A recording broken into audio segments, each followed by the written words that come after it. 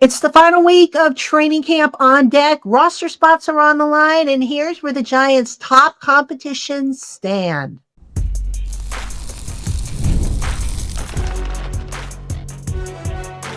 You are Locked On Giants, your daily New York Giants podcast. Part of the Locked On Podcast Network, your team every day. Hello, New York Giant fans, and welcome to another edition of the Locked On Giants podcast. My name is Patricia Traina, your host, and today's episode of Locked On Giants is brought to you by FanDuel. Join in all the action at FanDuel.com to play daily dingers and make your free pick on who's hitting a home run this MLB season. All right, Giant fans, on today's episode, we're entering the final week of summer training camp. Roster cutdowns will be here before you know it. The final 53, well, actually the initial 53, because the initial 53 always gets changed a little bit. But let's take a look on today's show at some of the biggest roster battles and where things currently stand as we go into this final week of training camp and the final preseason game, that coming up on Friday against the New York Jets. So we're going to take a look at interior offensive line, both at the guard and center spot.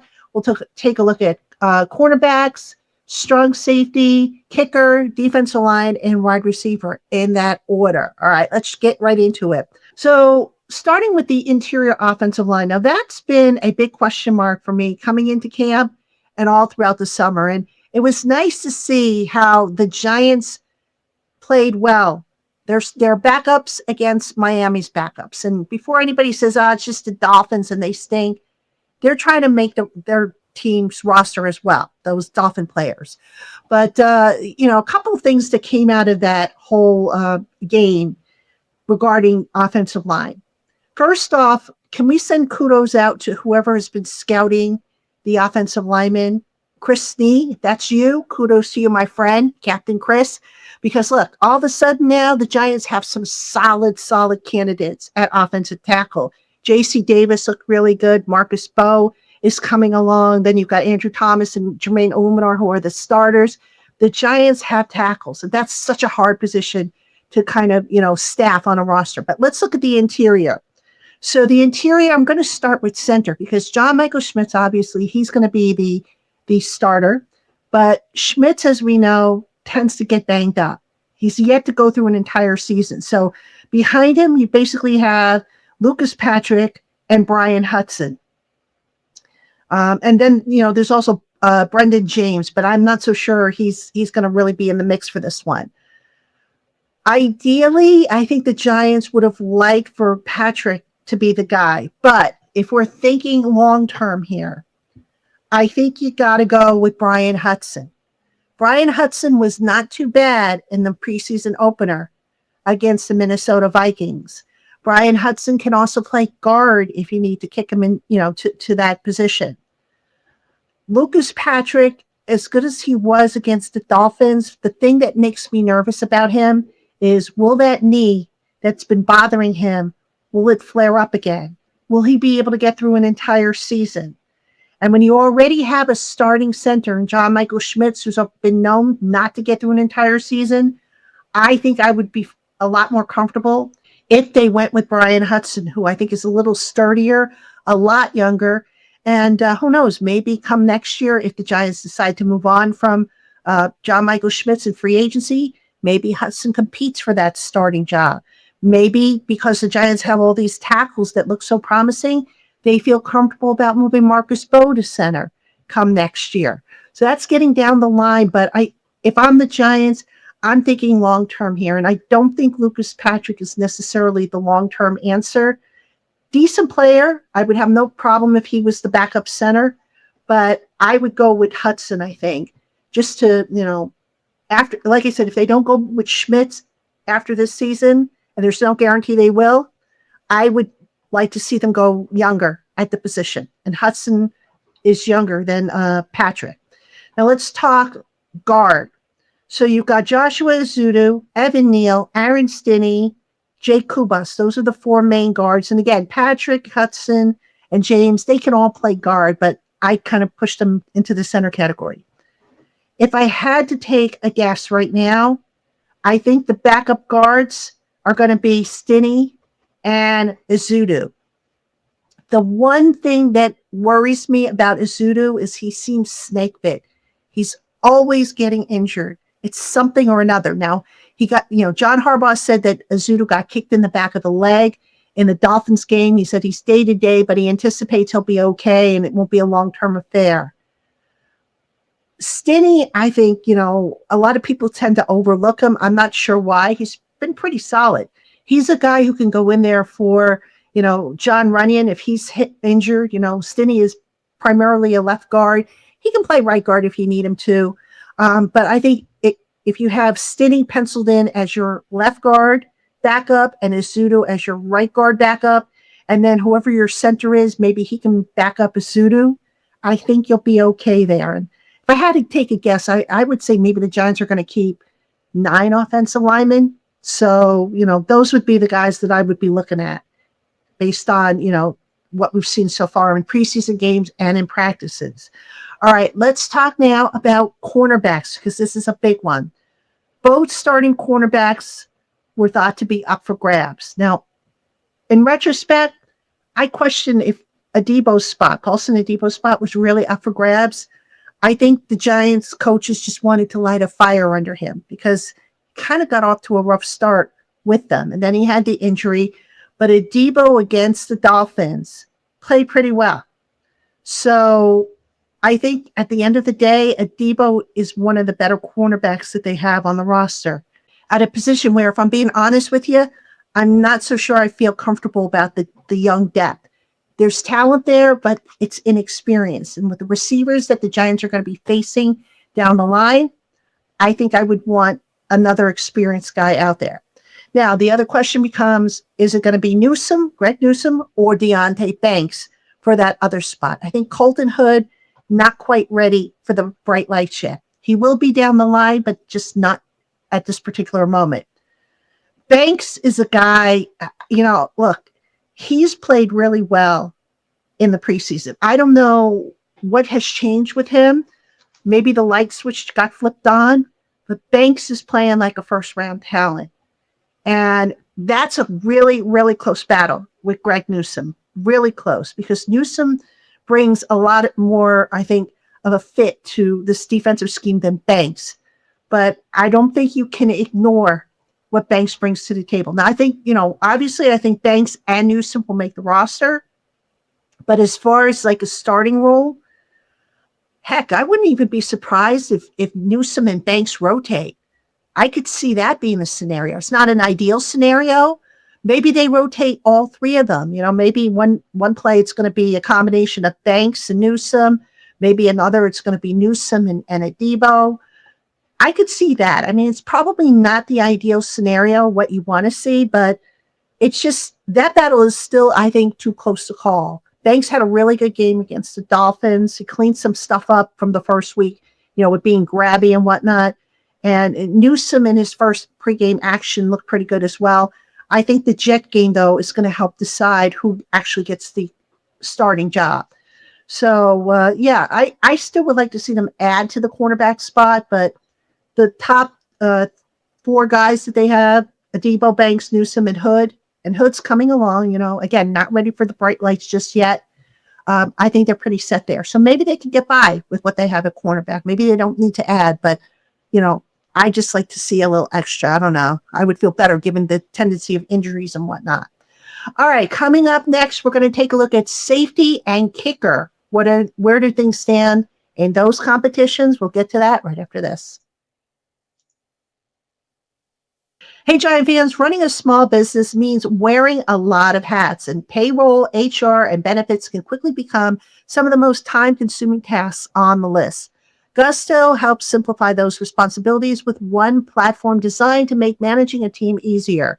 Gusto is an online payroll and benefits software built for small businesses. It's all-in-one, remote-friendly, and incredibly easy to use so that you can pay, hire, onboard, and support your team from anywhere. From automatic payroll, tax filing, and simple direct deposits to health benefits, 401ks, and built-in onboarding tools, Gusto brings the day-to-day HR tasks together into one place. There are also certified HR experts available to help with those tougher HR situations.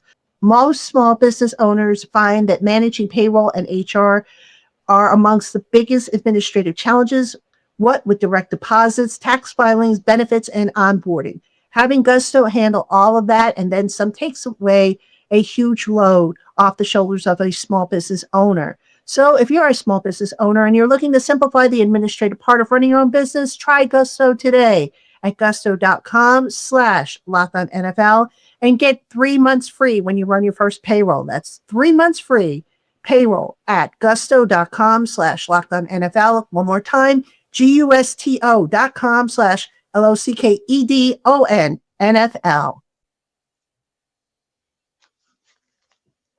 All right, Giant fans, welcome back to the Locked On Giants podcast. Locked On Giants is part of the Locked On Podcast Network, now the #1 sports podcast network in America. And I am your host, Patricia Traina, credentialed member of the Giants media for Locked On, as well as for New York Giants on SI, which is where you can find all of my written work.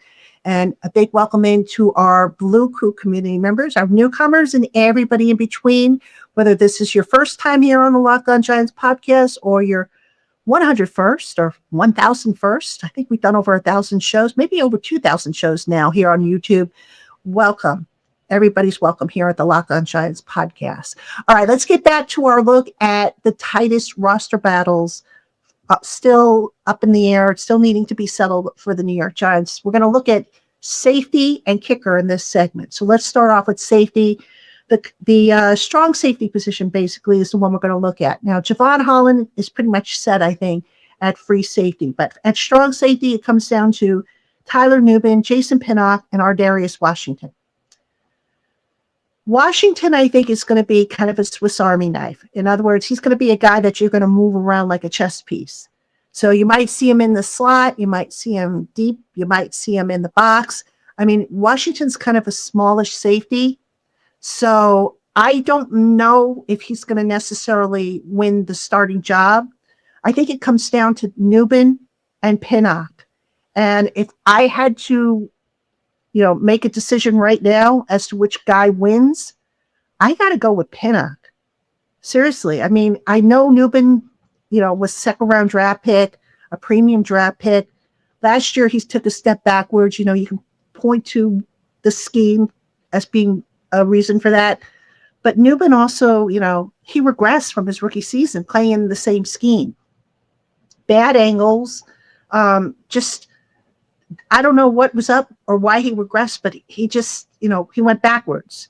Now, I look at Pinnock's play, and Pinnock is not only a really good blitzer, he is more disciplined in run defense. He takes better angles in coverage. I just think right now, based on what I have seen, Pinnock might be the better of the two.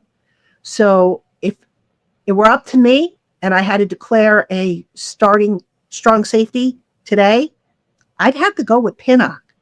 And again, it's nothing personal against Nubin, but Nubin, I think, would be a good rotational type guy. And remember, again, for those of you saying, well, draft choice and everything, Harbaugh didn't draft Tyler Nubin. Harbaugh's also the type who, and I've talked about this on the show before, he doesn't care how you got to the team. What he cares about is what are you going to do moving forward, right? So it doesn't matter if you were a first-round pick, if you're making $20 million a year or whatever, what are you going to do for the team? How can you help the team? That's what he cares about. So that's why I'm not afraid to say, because Nubin's a second-round draft pick, he's going to be on scholarship. All right, let's talk kicker. Now, this was one that, I've talked about wanting to see these guys in the game. Even though Dominic Savada has been lights out in the spring, going into the summer, I wanted to see in a game how they perform. I wanted to see kickoffs. I wanted to see field goals, extra points, the whole 9 yards. No surprise here, folks. I've got to give the title to Savada. Now, the reason why I'm going with Savada, besides the fact that he just doesn't seem to miss, knock on wood, hopefully that continues, It's twofold. Number one, I thought Zapata's kickoffs were a little bit deeper than Ben Sauls's. But more importantly, there's something about Saul's and when he kicks field goals and extra points that makes me just a smidge nervous. If you watch Saul's kicks on field goals and extra points, they almost always have a little bit of a curve to them. And I don't know, given the winds at the Meadowlands, and those winds can be swirling and they can be very, very tricky, and they can make you nervous if you don't have a stable kicker or a reliable kicker. If you're going to hook the ball, even in the slightest, what's to stop a really fierce wind that happens to be there on game day from taking that sucker and pushing it away from the uprights? You watch Zapata kick. Zapata's kicks are actually more straight line. You know, I always like to use the expression right down Broadway.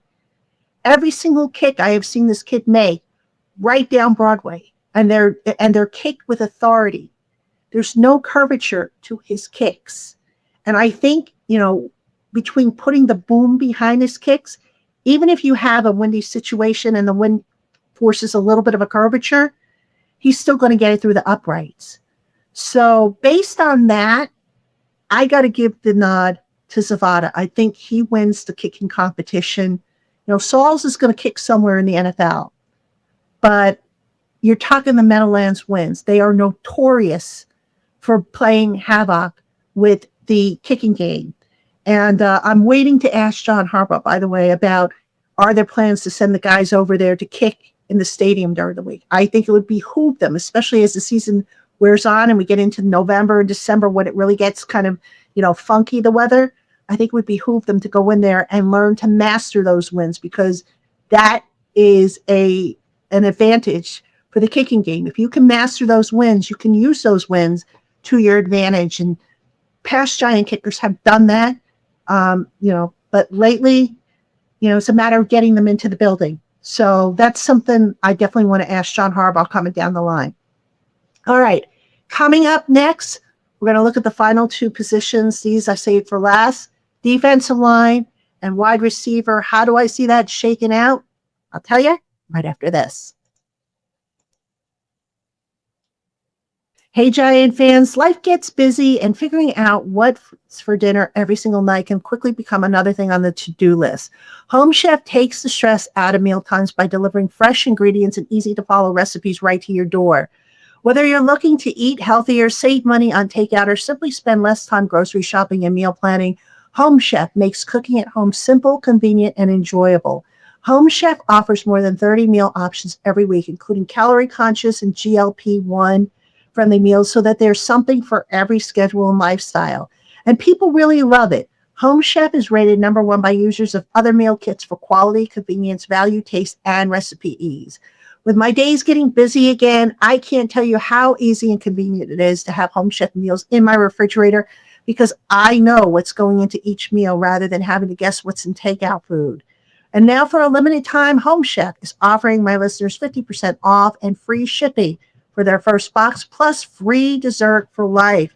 Go to homechef.com/LockedOnNFL. That's homechef.com/LockedOnNFL to get 50% off your first box, free dessert for life, and free shipping. Homechef.com/LockedOnNFL. Must be an active subscriber to receive free dessert.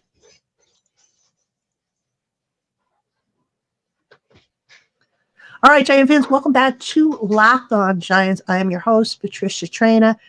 We've got episodes for you coming up all this week, so hope you'll tune in. Again, we're getting really, really close to roster cutdown dates, but first, there's going to be a preseason game back coming on Friday, so we'll have the preview. And it's also a busy media week this week. We're going to hear from Brandon Brown, the assistant general manager. We're going to hear from the coordinators. We're going to hear from the assistant coaches. We're going to hear from the players. We're going to hear from John Harbaugh. A lot of people, a lot of stuff going on. So we will have you covered here on the Locked On Giants podcast. And then on Friday after the Jet game, it'll be the Giants squad show. Brandon Olson, Mark Collins, newcomers. We got a couple newcomers going to be on the post-game show. It'll be Coach Gene Clements, who writes for me over at New York Giants on SI, and Jay Fudge, who is the host of Locked On Giants Hits, which is our short form video. So that'll be your panel for the Friday post game show. And on Wednesday, we'll have the midweek show. It'll be Jay Berman, Mark Collins, and myself bringing you all things Giants. So after all the media sessions are done, we will cover all that stuff for you. So hope you will check us out. All right, let's finish up with the last two position groups where the competition is kind of fierce. I'm going to start with defensive line, and in particular, the defensive end, where you have Darius Alexander, Zach Pickens, and Marlon Davidson. Alexander is the one I think they want to win the job. But Alexander, his run defense just hasn't been good for whatever the reason. Now, John Harbaugh was asked about Alexander and his struggles. And he basically said that, there are things that Alexander does well, and there are things that are not his strength, without mentioning anything in particular. But what Harbaugh said, is he continues to work on it. He continues to try to get better. That's great. I mean, that's what you want to hear. But if you're looking to hit the ground running, you want somebody who can kind of, step in and deliver what you need. You cannot afford to have the run defense be bad again this year, because that nullifies basically the pass rush in a way.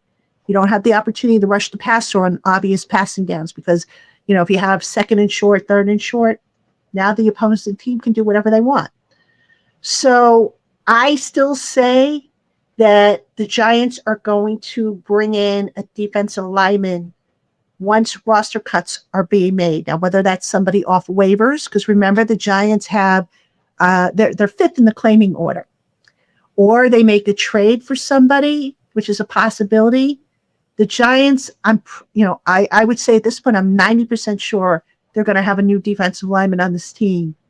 Not necessarily to bump Darius Alexander out, because they're going to have that rotation, but they've got to bring in reinforcements, because that defensive line, I'm telling you, it is a concern. I've heard that. I've seen it. They're going to do something about it. They have to. So right now, again, I would say that the incumbent is Alexander. Davidson, Marlon Davidson has looked good, but I don't think he leapfrogs over Alexander just yet. Now, I do want to talk about backup nose tackle, because that's the other position that nobody's really talking about, but I think we need to. So you've got DJ Reader as the starter, and then Leke Fotu has been competing for the backup spot, as has Bobby Jamison Travis. Now, Jamison Travis, I thought, had a better game than Fotu against the Dolphins. But Jamison Travis is still raw. But I don't think Leke Fotu makes his team. I would be kind of surprised. And if he does, that might be, just temporary. Because like I said, I think the Giants are going to want to bring in a guy who can upgrade that rotation that they have. It's just not quite where it needs to be. So that's something to keep an eye on. Now, let's talk wide receiver. So at wide receiver, we could probably say that Malik Neighbors, Calvin Austin, Malachi Fields, Darius Slayton, they're locks. So that's 4 guys that are locks. Then you have Dalen Cambry, Odell, Braxton Berrios, Mooney, Xavier Gibson. You got a bunch of other guys. The one I'm still not 100% sure on is Odell. I want to see Odell make it, but when you have an opportunity to come up with a touchdown pass and you don't make it, and you don't give the team something on special teams, that's kind of a hard road to overcome. I know it's just one play, it's one game, and Odell probably makes that catch 9 times out of 10. The timing wasn't bad, but I just still don't get the feeling, based on what I've seen and heard, that Odell is a lock. Now, what's interesting here is special teams. So I've got Dalen Cambry making the team for, his special teams play more so than anything. The question now becomes, do you keep Braxton Berrios? Do you keep Darnell Mooney? I could see Mooney being maybe a trade candidate.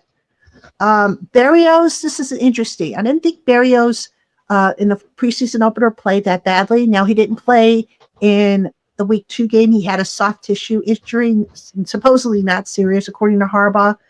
So my question then becomes all right, if you don't go with Berrios, who can return kicks and punts and give you a little something at receiver, so basically give you 3 different roles with one guy, what do you do on returns? Austin can return punts, and then for kickoffs, the question now becomes, do you want to use Deonte Banks there? Deonte Banks, as we saw last year, and as we've seen, in glimpses, he's a pretty good candidate for that. And don't forget Devin Singletary, running back. He can return kickoffs too. So you've got options there if you want to, keep Odell, say, over Braxton Berrios. The thing with Odell that I think, we got to kind of look past, I think a lot of people have that sentimental feeling about him that, it would be a nice story for him to come back and finish his career as a Giant and maybe go out as a winner. And I get that, from a human perspective. I also, understand and I appreciate Odell for wanting to come in here and show his son about not giving up, about working hard and everything. But last I checked, building a roster based on, sentimental feelings and whatnot, not the best way to build a roster. So Odell, I think, has one final chance, that being against the Jets, to really make his case. So far, I still think he's on the bubble. I'm not going to say he's definitely gone. I think Jalen Hyatt, for sure, I don't see him playing for this team this year. I wouldn't be surprised if Jalen Hyatt lands up on IR because, he's dealing with that leg and ankle injury. And I'm pretty sure that's where he's going to go. He'll land on IR, and maybe when he gets healthy, they give him an injury settlement. But Odell, that's a tough one. I mean, I want to see it happen. But again, I'm talking, based on heartfelt feelings as opposed to what makes the most football sense. And Harbaugh, as much as I know he likes him, he's talked about how Odell is one of his favorite people. I don't see Harbaugh making decisions based on his heart over his football sense. So that's why I think Odell is not necessarily a slam dunk. So lots of stuff still to be sorted out. We got another week worth of practice. The Giants are going to alternate in pads. They're practicing Monday, Tuesday, Wednesday. They have a walkthrough on Thursday, and then the preseason finale against the Jets Friday, which is the last chance for all these guys to dance. So we will follow all of that, the developments and whatnot, and just kind of see how it all plays out. But that's my take on some of the toughest competitions that are still to be determined. Now, let me know what you think. If you're watching on YouTube, drop your comments below. Who do you think makes it at the position groups that we covered here? Interior offensive line, cornerback, safety, kicker, defensive line, and wide receiver. All right, Giant fans, that is going to do it for this edition of Locked On Giants. Thank you for making Locked On Giants your first listen of the day, or again, if you just spent some time with us, appreciate that as well. For your next listen, check out the Locked On NFL Scouting Podcast with hosts Kyle Krabs and Joe Marino, who will make you the most informed NFL fan this season. Find Locked On NFL Scouting on YouTube or wherever you get your podcasts. All right, Giant fans, I'll be back tomorrow with an all-new episode of Locked On Giants. Until then, see ya.